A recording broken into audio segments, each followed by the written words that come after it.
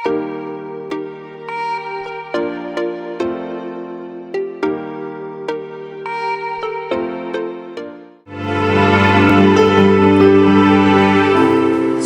kepada Tuhan saudara sekalian.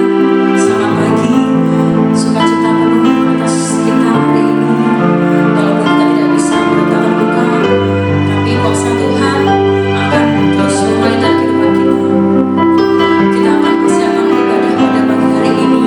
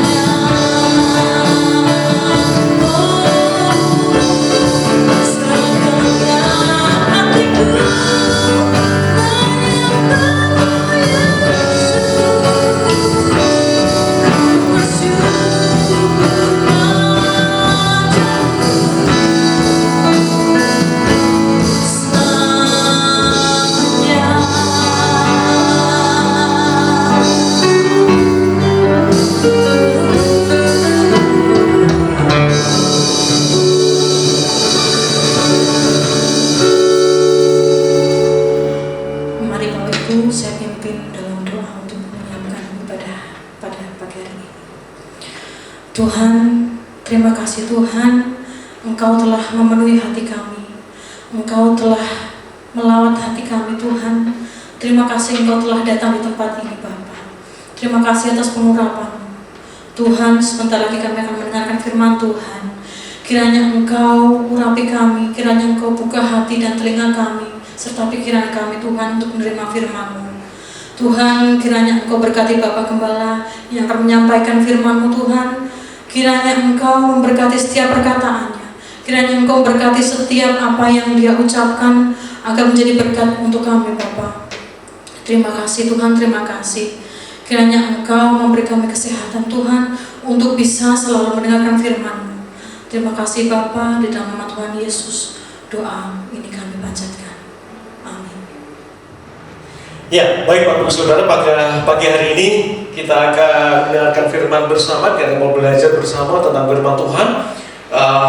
Kalau Bapak Ibu Saudara suka tema, maka tema pada pagi hari ini mengawali dengan gemilang, diakhiri dengan sebuah kegagalan.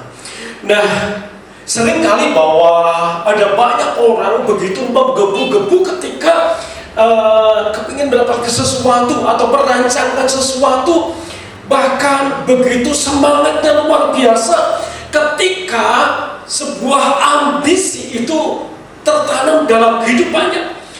Ketika mereka kepingin meraih sesuatu itu ambisinya luar biasa.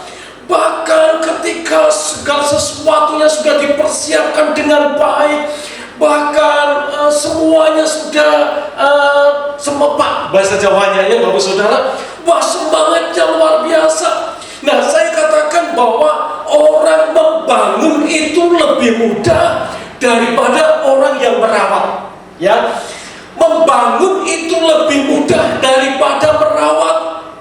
Kalau membangun itu dana sekali langsung selesai saudara. Tetapi untuk merawat itu continue, terus menerus dan terus menerus dibangun, terus menerus diperbaiki. Nah, demikian juga dengan kehidupan kita saudara, bahwa kalau kita mengawali sesuatunya dengan baik, maka dalam perjalanan hidup kita ini, akankah kita ini bisa bertahan sampai pada akhirnya? Nah, seringkali bahwa banyak orang yang gagal dalam situasi ini, banyak orang yang gagal dalam keadaan ini, membangun luar biasa, mengawali dengan semangat yang luar biasa, mengawalinya itu dengan gemilang, wah semangatnya minta ampun saudara. Tetapi dalam perjalanannya begitu mengalami banyak problem, mengalami banyak kegagalan, mengalami banyak masalah, lalu dia berhenti di tengah jalan, lalu dia berkata bahwa aku gak sanggup menyelesaikannya. Bahkan tidak sedikit mereka yang mengalami kegagalan, bahkan mereka mengalami yang namanya yaitu sebuah tragedi yang sangat tragis. Nah saudara yang kekasih, pada pagi hari ini saya mau angkat seorang tokoh yang sangat luar biasa, yaitu Saul. Tokoh yang begitu hebat, tokoh yang begitu luar biasa, raja yang dikagumi, raja yang begitu hebat saudara. Kalau saudara perhatikan di dalam perjanjian lama, di dalam yaitu 1 Samuel pasal yang ke-9 ayat yang kedua, yaitu dikatakan Saul itu memiliki pribadi yang luar biasa, badannya tinggi, perawakannya bagus, orangnya ganteng dan sebagainya. Lalu ia memiliki pribadi yang rendah hati. Gak salah lagi saudara ya. Jadi Saul itu orang yang luar biasa, badannya tegap, orangnya gagah luar biasa, bahkan pribadinya juga sangat rendah hati. Nah, penuh dengan roh Allah. Coba bayangin saudara. Lalu dikatakan bahwa Saul itu orangnya sangat baik. Kurang apa lagi saudara? Kalau bapak ibu pilih menantu, bukankah ini yang didambakan banyak orang? sudah perawakannya bagus, tinggi, ganteng, lalu memiliki pribadi yang rendah hati, ditambah lagi penuh dengan roh. Loh, coba bayangin, nggak ada kurangnya, Bapak Ibu, nggak ada kurangnya, semuanya ada dalam diri daripada Saul. Nah, Saul mengawali dengan gemilang. Dia adalah raja yang dipilih. Nah, saudara tahu bahwa pada waktu itu memang di Israel nggak ada raja. Di Israel nggak ada raja, saudara. Karena selepas daripada keluar dari Mesir, mereka dituntun oleh Musa, lalu dilanjutkan oleh Yosua, dan sepanjang waktu itu nggak ada raja, nggak ada raja yang memimpinnya. Itu sebabnya mereka menuntut raja, menuntut seorang raja di tengah-tengah mereka. Padahal sudah dikasih tahu, kalau kamu, kalau bangsa ini menuntut seorang raja, maka dia harus, atau rakyat itu harus memberikan yang namanya pajak kepada raja. Lalu dia harus memelihara keluarga raja. Lalu dia harus memberikan upeti, bahkan anak-anaknya yang cantik-cantik dia harus dijadikan selir, harus rela menjadi pekerja daripada raja. Lalu semuanya menuntut bahwa dia harus tetap ada raja di tengah-tengah mereka. Maka diutuslah Samuel untuk mencari seorang yang dipilih Tuhan. Dan memang benar, saudara, Tuhan memilih Saul yang begitu luar biasa. Saul yang begitu gagah, orangnya yang ganteng, bahkan memiliki pribadi yang rendah hati. Kalau saudara bisa baca di ayat yang pasal yang ke-9, ayat yang ke-20 sampai ayat yang ke-22, saudara ya. Nah, saudara bisa perhatikan, saudara bisa baca di situ. Lalu dia yang penuh dengan Roh Kudus, saudara bisa baca itu di pasal yang ke-10, ayat yang ke-10 sampai dengan ayat yang ke-13.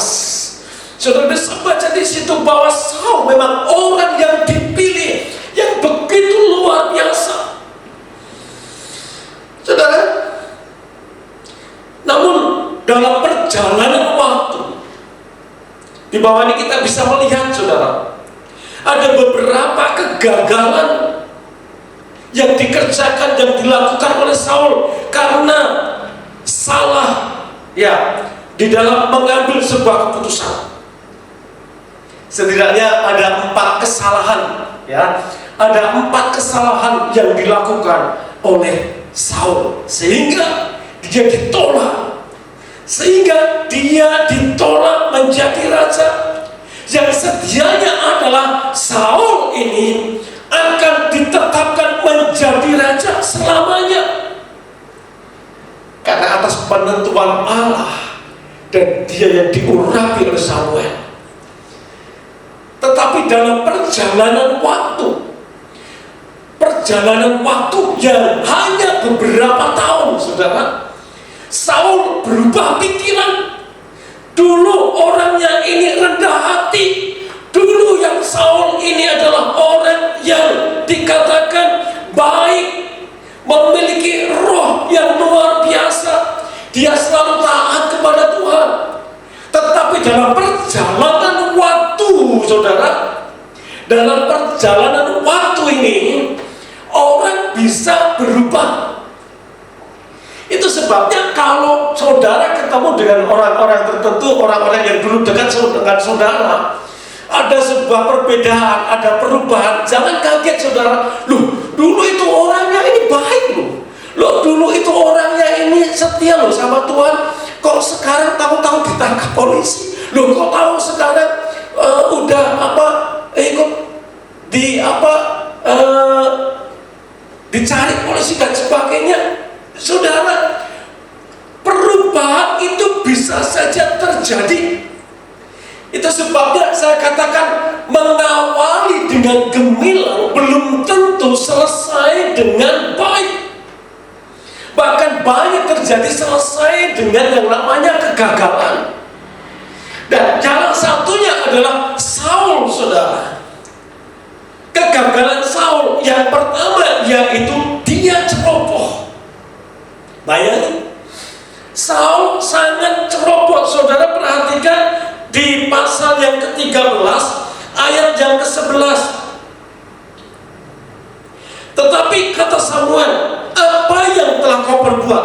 Jawab Saul, karena aku melihat rakyat itu berserak-serak meninggalkan aku, maka dan engkau tidak datang pada waktu yang telah ditentukan, padahal orang Filistin telah berkumpul di Mikmas. Saudara, ketika pada waktu itu memang bangsa Israel sangat terjepit. Pada waktu itu memang bangsa Israel sedang dalam pengejaran. Dia dikejar-kejar oleh orang Filistin, dan rakyat itu sudah berserak-serak, saudara. Dia berlari ketakutan sampai ke bukit batu, ke gua, dia bersembunyi di situ. Padahal, saudara, Samuel berkata, tunggulah aku, ya, sampai aku datang 7 hari. Tunggulah aku 7 hari sampai aku datang. Nah, saudara, bertindak ceroboh, ini yang terjadi.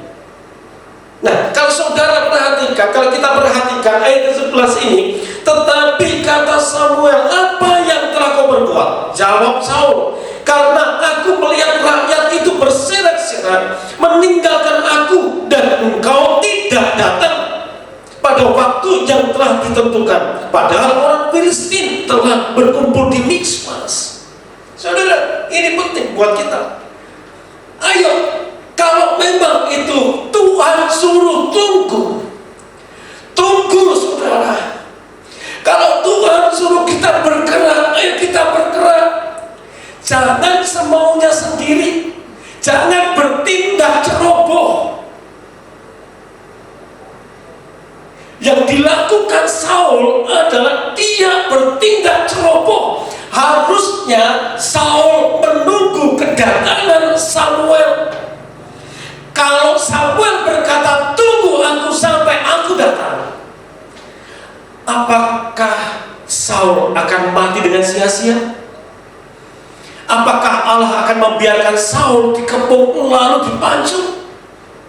Saya yakin enggak, saudara. Karena apa yang dikatakan Samuel adalah perintah daripada Allah saja. Tetapi kenapa dia tidak percaya kepada Nabi Allah, sehingga dia melakukan tindakan yang ceroboh ini? Dia mengerjakan, dia melakukan karena aku ini raja kok. Ngapain harus nunggu Samuel? Aku kan bisa menentukan semuanya. Aku bisa mengambil keputusan dan bisa membatalkan sebuah keputusan. Aku kan kepala keluarga, berhak melakukan apa saja. Nggak perlu pertimbangan istri, nggak perlu pertimbangan anak-anak. Nah, itu yang sering terjadi di dalam rumah tangga, di dalam keluarga, saudara. Nah, itu sebabnya jangan bertindak ceroboh. Hati-hati dalam mengambil sebuah keputusan. Hati-hati ketika saudara mengambil sebuah keputusan di dalam rumah tanggamu. Masalah boleh terjadi, masalah boleh ada, masalah mungkin terjadi dalam rumah tangga kita. Tetapi Bapak Ibu, jangan sampai kita ceroboh. Jangan sampai kita ini tergesa-gesa di dalam mengambil sebuah keputusan, sehingga kita akan kecewa nantinya. Sehingga kita ini akan kecewa sebab keputusan sesaat yang saudara dan saya lakukan itu akan berdampak besar bagi kehidupan kita. Itu yang pertama. Lalu yang kedua,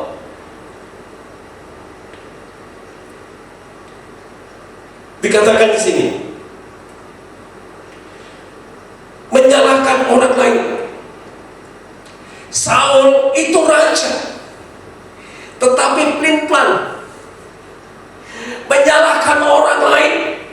Saudara perhatikan ayat yang ke-8. Ia menunggu 7 hari lamanya sampai waktu yang ditentukan Samuel. Tetapi ketika Samuel tidak datang ke Gilgal, mulailah rakyat itu berserak-serak meninggalkan dia. Dia berkata, karena rakyat meninggalkan saya, maka saya melakukan dan mengambil domba untuk dia itu sembelih sebagai korban sembelihan, sebagai korban bakaran. Dia lakukan itu karena dia ketakutan, karena dipikir bahwa rakyat meninggalkan mereka, rakyat meninggalkan Saul, lalu Samuel gak datang. Satu hari itu ada berapa jam? Ada berapa jam, saudara? 24 jam kan? Kalau itu pagi hari, bukankah itu masih ada sekian waktu? 23 jam. Kalau itu dipotong lagi, ya 10 jam. Masih ada sisa waktu yang begitu panjang. Tetapi karena ketakutan, karena kekhawatiran yang terjadi, sehingga Saul menyalahkan orang lain. Rakyat itu loh yang meninggalkan aku. Rakyat itu meninggalkan aku sendirian. Sehingga aku melakukan itu. Senjata yang dipakai oleh Saul untuk menutupi kesalahannya adalah melempar kesalahan itu kepada orang lain. Dan itu meringankan hukuman. Saudara lebih gampang melemparkan kesalahan itu kepada orang lain daripada dengan gentle, dengan berani mengaku bahwa aku salah, aku minta maaf. Ada banyak orang karena ketakutan, karena enggak dianggap orang lain, ataupun supaya enggak disalahkan orang lain, lebih mudah melemparkan kesalahan itu kepada orang lain daripada harus berani mengakui sebuah kesalahan. Bagi saya itu seorang pecundang. Akui kalau memang itu salah. Akui kalau memang itu kita yang melakukan kesalahan. Jangan melemparkan rakyat kok yang meninggalkan aku, sehingga aku terjepit sendirian. Padahal sebenarnya bahwa Samuel sudah berkata, tunggu aku 7 hari di Gilgal. Kalau Saul itu dia taat, dia setia menunggu, saya yakin kerajaannya akan kokoh selamanya. Dia gagal karena apa, saudara? Karena yang pertama bertindak ceroboh, yang kedua menyalahkan orang lain.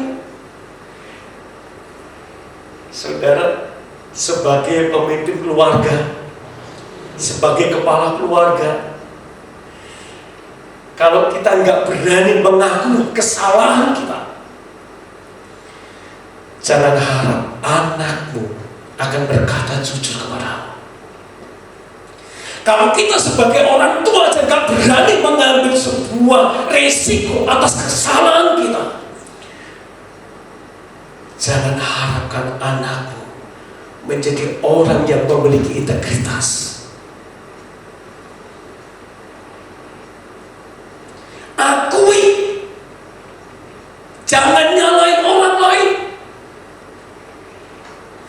Akui kalau memang itu kita yang melakukan sebuah kesalahan. Jangan lempar itu kepada istri, jangan lempar kesalahanmu kepada suami. Jangan kayak di sinetron, saudara, ya, yang hari-hari ini sangat viral. Ibu-ibu kalau sudah sinetron ini sudah main, semua sepi. Yang tadinya ramai marah-marah, tahu-tahu nggak ada suaranya, udah di depan TV, karena sudah terjerat karena sinetron. Yang endingnya adalah anaknya melemparkan kesalahan itu kepada orang tuanya, nggak mau mengakui. Sebenarnya ini contoh juga loh, saudara, bagi kita, saudara. Jangan lempar kesalahanmu. Beranilah mengakui kalau kita ini salah. Kalau kita nggak berani mengakui kesalahan kita di depan manusia, apalagi kita mengakui kesalahan kita di depan Tuhan. Saya enggak jamin, ya. Saya nggak akan percaya kalau saudara, aku sudah bertobat kepada Tuhan, aku sudah minta ampun kepada Tuhan. Lalu kesalahanmu sendiri aja nggak kamu akui, yang benar-benar kelihatan mata aja kamu nggak akui. Kok bisa ngomong aku sudah bertobat kok? Hal terkecil aja kita ini salah, hal terkecil aja kita nggak mau mengakui, apalagi hal yang terbesar. Jangan nyalahkan orang lain, jangan lempar kesalahan. Saul itu kesalahan terbesar adalah melempar kesalahan itu kepada rakyatnya. Nah, bukankah seringkali bahwa kita juga melakukan hal yang sama? Seharusnya kita bertanggung jawab atas apa yang kita kerjakan. Tetapi seringkali bahwa kita lempar itu kepada suami, kita lempar itu kesalahan kepada istri. Dan yang paling enak itu lempar kesalahan orang tua kepada anak-anak. Anak yang nggak tahu apa-apa, saudara. Cuma ada apa sebenarnya? Dia nggak tahu kesalahannya di mana. Tahu-tahu kena damprat, saudara. Nah, ini yang kedua, berani mengakui kesalahan kita, berani mengakui apa yang sudah kita kerjakan, apa yang sudah kita lakukan, sebuah kesalahan besar, kecil atau apapun, akui. Ini yang kedua. Sekarang yang ketiga, merasa bisa tanpa orang lain. Coba baca di dalam 1 Samuel pasal ke-13 ayat yang ke-10, saudara. Di sini dikatakan, baru saja ia habis mempersembahkan korban bakaran, maka tampaklah Samuel datang. Saul pergi menyongsongnya untuk memberi salam kepadanya. Seakan-akan nggak ada kesalahan apapun, seakan-akan bahwa itu dianggap sesuatu yang biasa. Mempersembahkan korban adalah tugas imam, saudara. Jadi mempersembahkan korban bakaran itu sebenarnya tugasnya imam. Itu makanya Saul disuruh nunggu di Gilgal, sebab Samuel akan datang ke sana.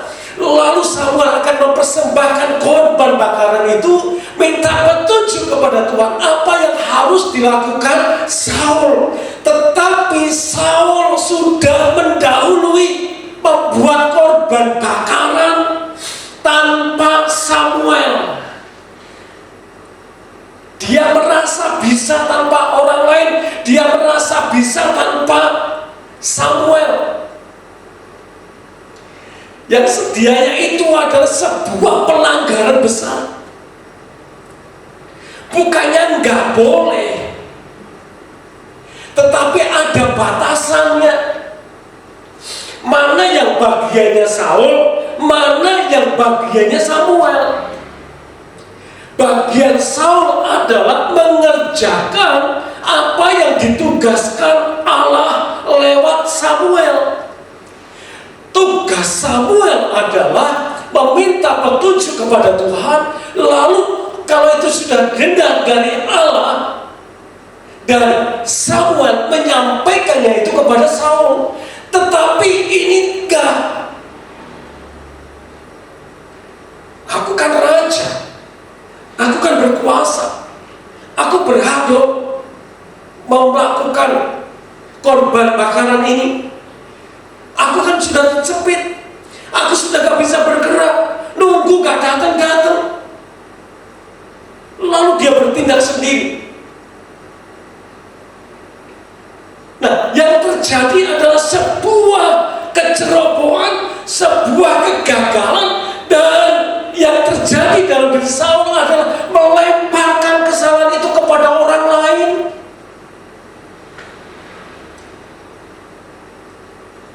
Nah, ini penting supaya kita mau belajar. Jangan kita ini merasa mampu, jangan merasa kita ini bisa, jangan merasa bahwa kita ini kuat.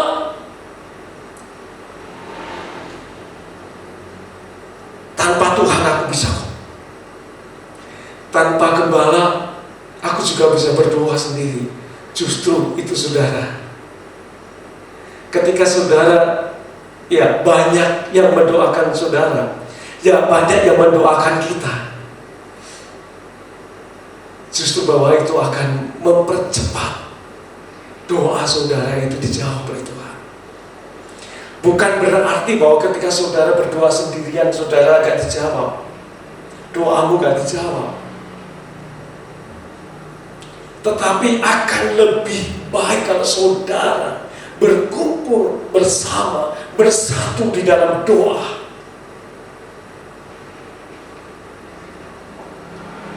Ada banyak anak-anak yang sering telepon kepada saya, minta didoain. Saya sangat senang saudara.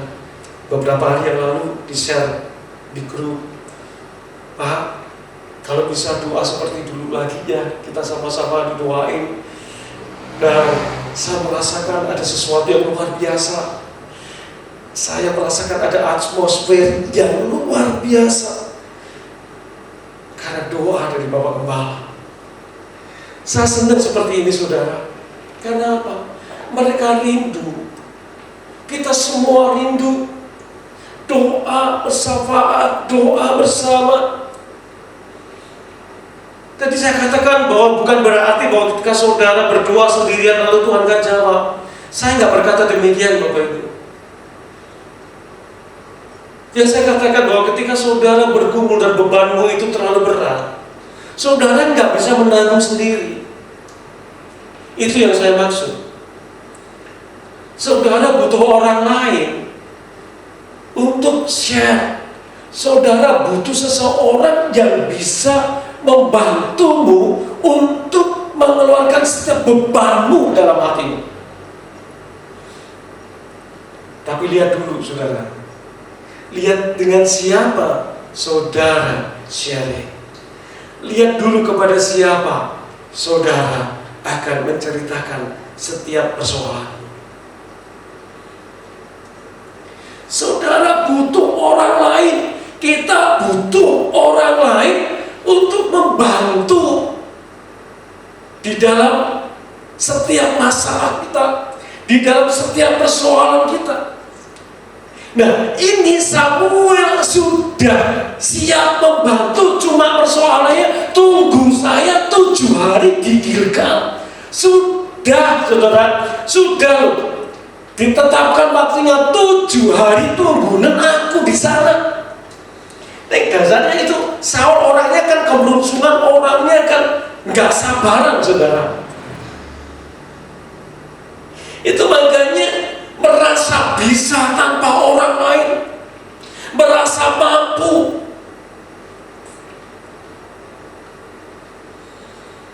Sampai hari ini saudara, sampai hari ini sekalipun saya sebagai gembala, saya masih butuh mentor saudara.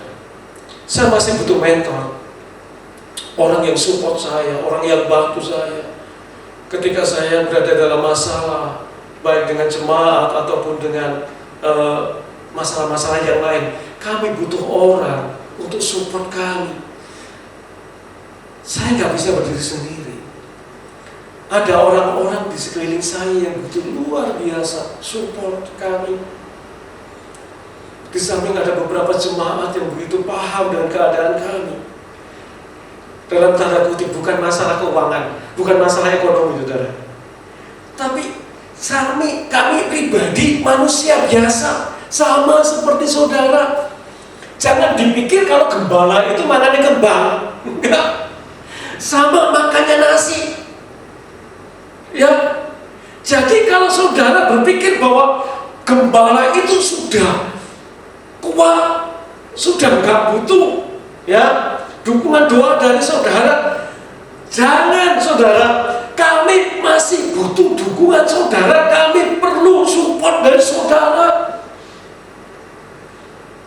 Kalau saudara berpikir demikian, lama-lama gembala saudara mati berdiri loh. Karena apa-apa sendiri yang dipikirkan sudah mampu. Kami sama seperti saudara. Kadang-kadang kami butuh teman sharing, ngobrol. Kadang-kadang kami butuh juga beberapa jemaat yang kadang-kadang kami harus WA secara pribadi. Dalam tanda kutip bukan masalah apa-apa, saudara. Jangan dipikir, saat ini jabrinan nih kalau si ini, kalau jemaat sini. Pikiran negatif itu dibuang. Kami sharing, kami banyak membantu dalam doa. Bahkan kami juga butuh dukungan doa juga. Beberapa hari yang lalu kami calling juga sama teman saya yang ada di Magelang. Saat butuh dukungan, dia orang konseling sama seperti saya. Bukan berarti saya sudah bisa semuanya. Saya butuh juga. Nah, ini Saul, dia nggak butuh Samuel. Dia kerjakan sendiri, dia lakukan sendiri. Itu sebabnya Samuel marah. Bukan karena ditinggalkan, bukan karena apa-apa, tetapi itu sebuah pelanggaran. Samuel marah itu bukan karena korban bakarannya, tetapi karena dia sudah tidak taat lagi kepada perintah Tuhan. Ini perlu dicatat. Jadi marahnya Samuel itu bukan karena Saul itu nyembelih, tetapi marahnya itu karena Saul melanggar perintah Tuhan. Ada bagiannya tersendiri. Kalau korban bakaran itu yang boleh melakukan hanya nabi atau imam yang sudah ditetapkan. Merasa bisa, merasa mampu, tidak butuh orang lain. Hati-hati dengan hal ini. Ya, hati-hati saudara. Dalam beberapa hal kita butuh orang lain. Hari ini memang kau gak butuh saudara. Hari ini kita memang kuat. Ketika saudara jatuh, saudara tertelungkup, lalu kakinya retak, apakah saudara akan berjalan sendiri tanpa orang lain? Ketika saudara berbaring dan gak bisa bangun, apakah saudara akan bangun sendiri lalu saudara pergi ke rumah sakit tanpa orang lain yang membantu saudara? Kita butuh orang lain.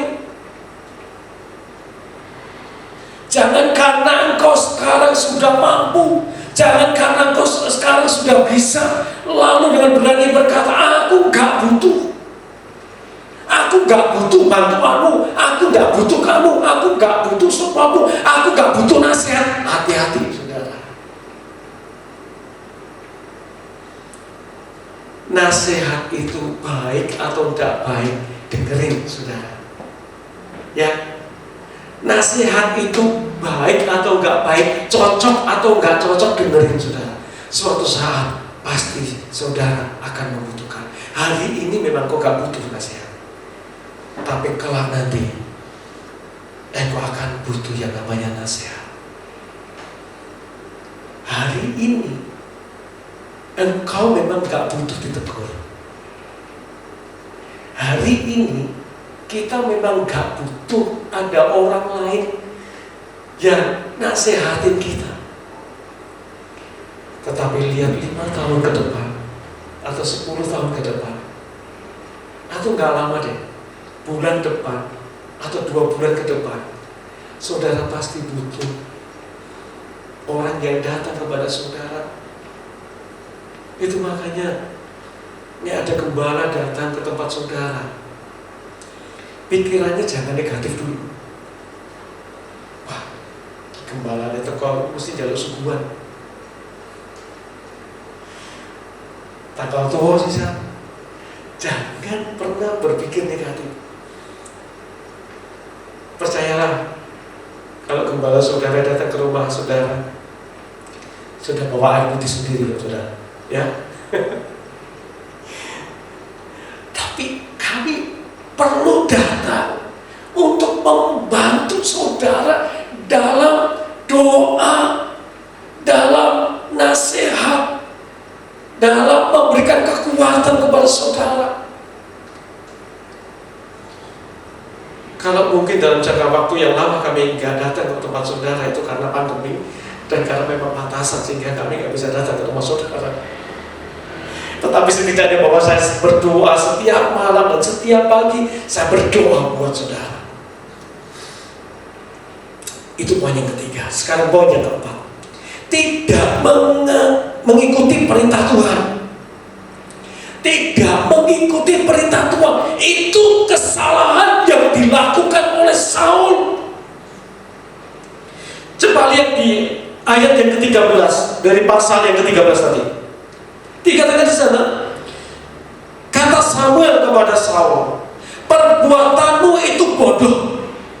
Engkau tidak mengikuti perintah Tuhan Allahmu yang diperintahkannya kepadamu. Sebab sedianya Tuhan akan mengokohkan kerajaanmu atas orang Israel untuk selama-lamanya. Ayat yang ke-14, tetapi sekarang kerajaanmu tidak akan tetap. Tuhan telah memilih orang yang berkenan di hatinya, dan Tuhan telah menuju dia menjadi raja atas umatnya. Karena engkau tidak mengikuti apa yang diperintahkan Tuhan kepadamu. Perhatikan saudara, dia bertindak ceroboh. Dia yang menyalahkan orang lain, merasa bisa, dan yang terakhir tidak mengikuti perintah Tuhan. Tindakanmu itu bodoh, keputusanmu itu bodoh. Keras banget tuh Samuel ngomong sama Saul. Raja dibunuh-bunuh gitu saudara. Coba saudara bayangin, anak saudara, anak kita ngomong sama kita, papa tuh bodoh, marah nggak saudara? Atau saudara ketika ada pejabat datang ke rumah saudara, Pak, bapak itu pejabat tapi bodoh. Wah, hari itu juga ada polisi pasti datang saudara. Ya, ini Samuel dia berani berkata kepada Saul, perbuatanmu itu bodoh. Karena saking marahnya kepada Saul.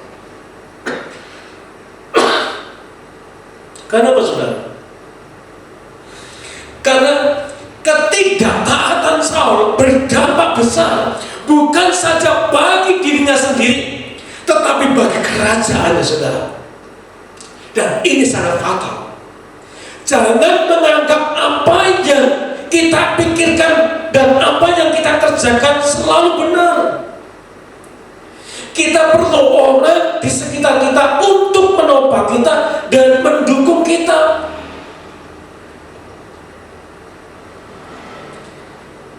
Tindakan bodoh yang dilakukan oleh Saul berdampak besar.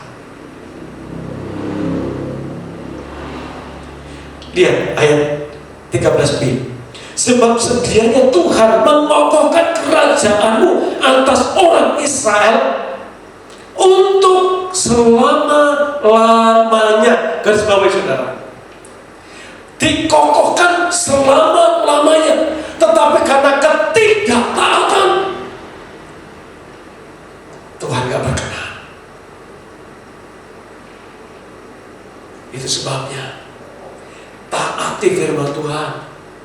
Itu sebabnya tunduk kepada firman Tuhan. Itu sebabnya saudara setia kepada Tuhan. Kalau kepingin rumah tanggamu kokoh, kalau kepingin suamimu kokoh, dikokohkan Tuhan, diteguhkan Tuhan selamanya. Jangan menyimpang ke kanan dan ke kiri. Bertindak hati-hati. Saul, dia bertindak bodoh, melanggar perintah Tuhan. Jangan dianggap sepele, saudara. Jangan anggap enteng didikan Tuhan. Sebab itu akan mengandung janji Tuhan yang begitu luar biasa. Akan mengandung janji Tuhan dan akan mengokohkan rumah tanggamu, meneguhkan, yaitu janji di kamu, meneguhkan setiap kehidupanmu. Dan engkau akan dikatakan orang yang berbahagia. Nah, itu sebabnya saudara, mari taati firman Tuhan, setialah kepada Tuhan. Dan dikatakan, tetapi sekarang kerajaanmu tidak akan tetap. Bayangkan saudara, kerajaanmu tidak akan tetap. Kenapa? Karena tindakan kita yang bodoh, mengambil keputusan yang salah, menggampangkan itu meremehkan saudara. Ya, jangan sampai kita jatuh dalam dosa karena hal terkecil yang saudara lakukan itu akan berdampak besar bagi kelangsungan kehidupan saudara dan saya. Tuhan Yesus memberkati kepada kita sekalian. Amin. Kita tundukkan kepala, kita berdoa. Terima kasih Bapak buat firman-Mu hari ini. Kami mau Tuhan hidup setia kepada-Mu. Kami gak mau bertindak bodoh. Kami gak mau menjadi orang yang ceroboh. Kami gak mau Tuhan menyalahkan orang lain. Kami akan bertanggung jawab dengan perkataan kami. Kami akan tidak akan merasa bisa, tetapi kami selalu butuh orang lain Tuhan. Dan kami mau belajar untuk tetap mengikuti perintah-Mu. Mari Bapa, Kau campur tangan buat kami. Mari Tuhan, Kau memberkati kepada kami. Firman-Mu biarlah meneguhkan kami Tuhan, mengokohkan kami, sehingga kami menjadi pribadi yang luar biasa di dalam Tuhan. Terima kasih Bapak buat firman-Mu. Hamba berdoa dan hamba serahkan semuanya di dalam nama kasih dan kemurahan-Mu. Di dalam nama Yesus hamba berdoa dan hamba mengucap syukur. Haleluya, haleluya, amin. Kita akan satu pujian.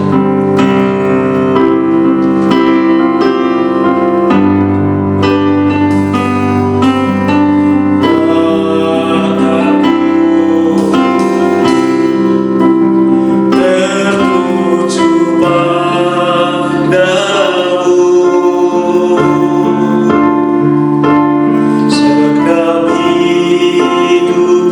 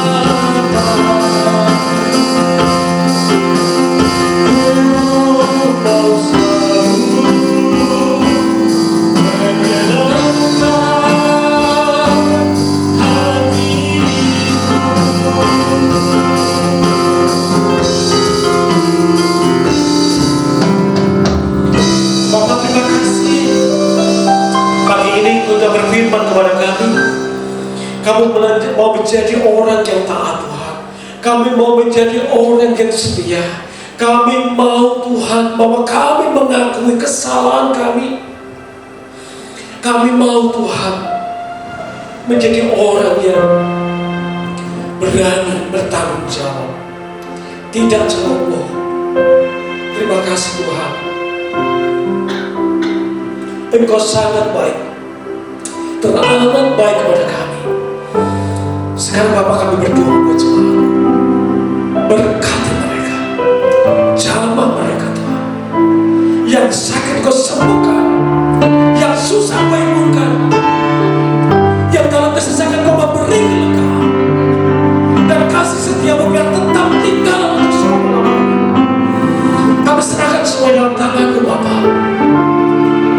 Dan hari ini kami Tuhan merasakan mujizat, mengalami mujizat yang luar biasa dalam nama Yesus. Diberkati dalam nama Yesus. Luar biasa berkat atas rumah tangga keberkatan, atas keluarga, atas anak-anak. Diberkati luar biasa. Terima kasih. Sekarang angkat tangan dan terima berkat Tuhan pagi hari ini. Allah memandang dan memperhatikan dan berkata, sabar-sabar hamba-Ku yang setia, masuklah ke dalam kerajaan kekal. Kerjakanlah apa yang menjadi bagian, maka Aku akan melakukan perkara-perkara besar dalam hidupmu. Tetaplah menabur, sekalipun itu tanah kering. Tetaplah gali sumber itu, sekalipun belum ada mata air. Tetaplah berjalan, sekalipun jalan itu begitu terjal kamu lalui.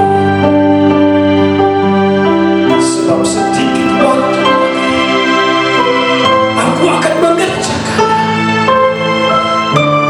Aku akan membuat benih itu tumbuh subur. Aku akan mengeluarkan mata air yang membuah buah. Dan Aku akan meluruskan jalan hidupmu.